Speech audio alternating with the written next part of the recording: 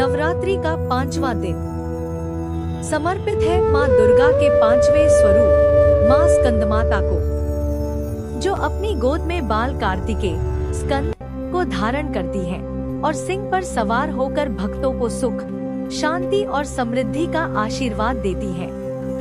एक समय की बात है, तारकासुर नाम का एक शक्तिशाली राक्षस था। उसने कठोर तपस्या कर भगवान ब्रह्मा से वरदान प्राप्त किया, मेरी मृत्यु केवल शिव के पुत्र के हाथों ही हो। तारकासुर मुस्कुराया।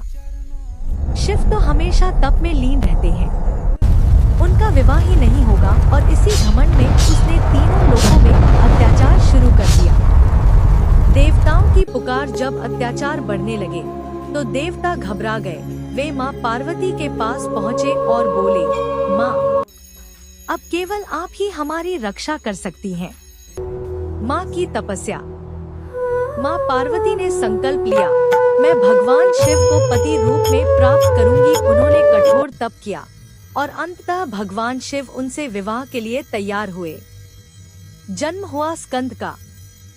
इस दिव्य मिलन से जन्म हुआ भगवान कार्तिकेय स्कंद का। माँ ने अपने पुत्र को गोद में लेकर प्रेम, ज्ञान और शक्ति दी और इसी रूप में वे कहलाई माँ स्कंदमाता। समय बीता, कार्तिकेय बड़े हुए।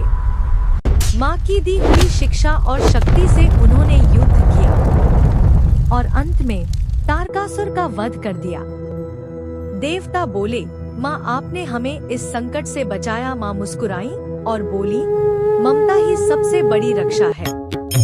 माँ स्कंदमाता की पूजा से संतान, सुख और समृद्धि मिलती है। इस दिन केले का भोग चढ़ाना शुभ माना जाता है और पीले या सफेद वस्त्र पहनकर पूजा करना माँ को प्रिय है।